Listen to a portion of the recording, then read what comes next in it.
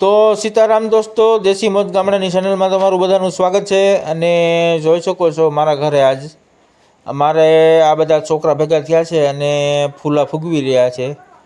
બધા જુઓ તમે, ફુગાનો સ્ટોક કરી દીધો છે આખો રૂમમાં.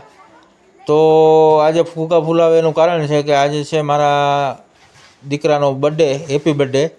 એનું નામ પર્વ છે, મારો દીકરો છે, એનો બર્થડે છે આજ, હેપી બર્થડે. તો જો મિત્રો, આ બધા તૈયારી કરી રહ્યા છે છોકરાઓ, અને ડિસ્પ્લે બનાવવાની છે. બધા સરસ રીતે તૈયારી કરી રહ્યા છે, જોઈ શકો છો. આગળ આગળ જુઓ, વિડીયોમાં બના રહ્યો, આ બધું બતાવવાનું છે તમને આજે.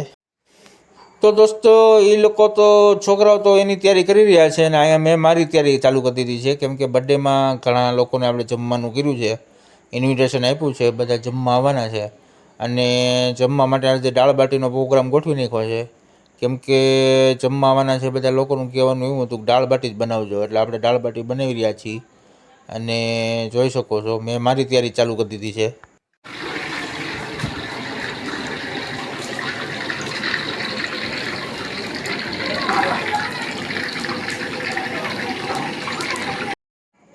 તો દોસ્તો, જોયું, બધી બાટી આપણે કમ્પ્લીટ થઈ, અને હવે આપણે બધી બાટીનો તેલમાં ફ્રાય કરી અને ધીમે ધીમે તળવાનું ચાલુ કરી દીધું છે. જોઈ શકો છો, એકદમ સરસ ક્રિસ્પી બાટી બનાવી છે આપણે, કરકરી. અને જો આ રીતે તેલમાં આપણે ફ્રાય કરી રહ્યા છીએ બાટીને. એકદમ સરસ બાટી બનાવવાની છે, કેમ કે આવેલ ગેસ્ટને કોઈ પ્રોબ્લેમ ન થાય, એકદમ ટેસ્ટી બનાવવાની છે. એટલે જોઈ શકો છો તમે, જુઓ, આ બાટી એકદમ સરસ રીતે ફ્રાય થઈ રહી છે તેલમાં, મસ્ત રીતે. જોઈ શકો છો. કેમ કે આજે રસોડા વિભાગ મારે સંભાળવાનો થયો છે, દાળ બાટી બનાવવાની એટલે મારે જ બનાવવી પડે.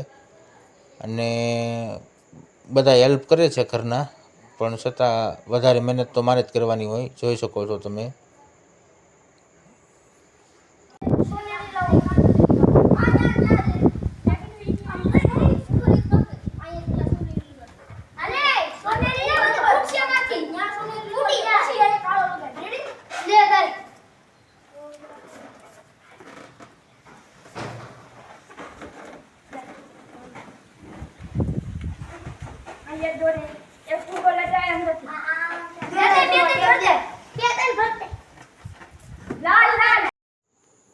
તો જોયું દોસ્તો, છોકરા હવે ત્યાં ડિસ્પ્લે બનાવવાની ચાલુ કરી દીધી છે, હેપી બર્થડેની ડિસ્પ્લે બનાવે છે.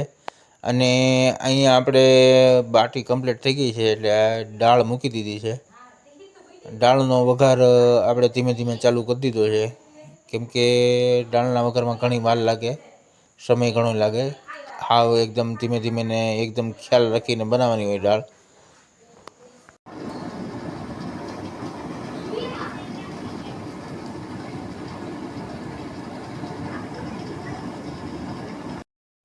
અહીંયા આપણે દાળ ધીમે ધીમે ધીમે રંગત પકડવા લાગી છે.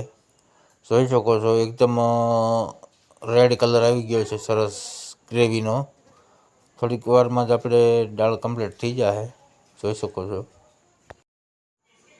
તો અહીંયા છોકરાઓએ ડિસ્પ્લે કમ્પ્લીટ કરી દીધી છે, અને હવે આપણે જવાનું છે ધારી કેક લેવા માટે. તો દોસ્તો, આપણે આવી ગયા છીએ કેકની શોપ પર, અને ભાઈને કીધું આપણે કે અમારી કેક આપી દો. એટલે ભાઈ એમ કહે છે કે થોડીક વાર ઊભા રહ્યો, કેક તમારી મંગાવી દઉં. ફોન કર્યો છે ભાઈ, એટલે હમણાં કેક આવી જાય આપણી. તો દુકાનવાળા ભાઈ પોતે જ ગયા છે કેક લેવા માટે. કેમ કે એનું બીજું ગોડાઉન હોય, જ્યાં બેકરી હોય ત્યાં બનતું હોય, ત્યાં આપણી કેક તૈયાર કરેલી પડી છે. તો ત્યાં ગયા છે, ત્યાં સુધીમાં આપણે એની દુકાન જોઈએ. કેટલી સરસ ફાઇન દુકાન છે આ, જોઈ શકો છો બધી વસ્તુ દુકાનમાં. તો ફાઇનલી ગાઈઝ, આપણી કેક આવી ગઈ છે. થોડીક વાર રાહ જોવી પડી, જોઈએ ભાઈ કેવી બનાવી છે. કેમ કે આપણે એમનેમ જ અહીંયા ઓર્ડર આપી દીધો છે, કાંઈ જોયા વગર. પણ ઉમ્મીદ કરતાં વધારે સારી બનાવી છે ભાઈએ. જોઈ શકો છો, એકદમ સરસ કેક બનાવી છે. હવે નામ લખવાનું બાકી છે, નામ લખાઈ જાય એટલે આપણે લઈને નીકળી જવાનું છે. જોઈ શકો છો દોસ્તો, નામ લખાઈ ગયું છે. જોઈ શકો છો દોસ્તો, કેક લઈને આપણે આવી ગયા છીએ ઘરે પાછા. અને આ લોકો છોકરાઓએ જુઓ તમે કેટલું સરસ ડેકોરેશન કરી રાખ્યું છે, બધું કમ્પ્લીટ.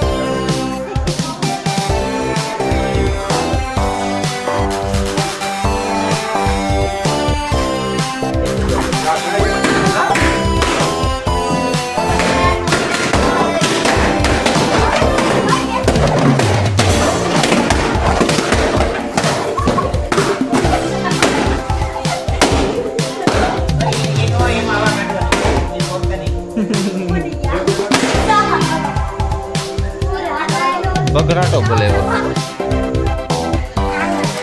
આઈથી હોય ઓલામાં તો મને ખબર છે.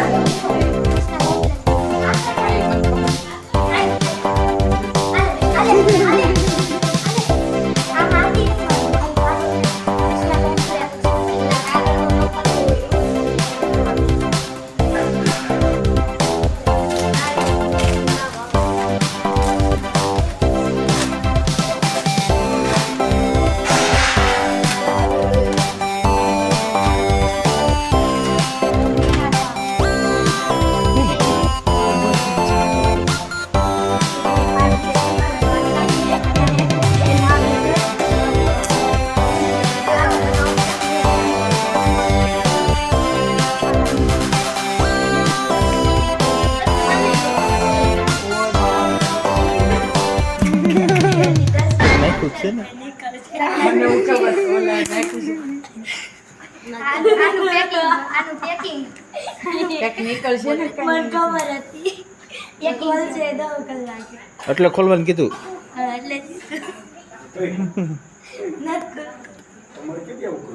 જોઈએ ઢાંકણું ને શેકીને એના સિવાય તો બેન છે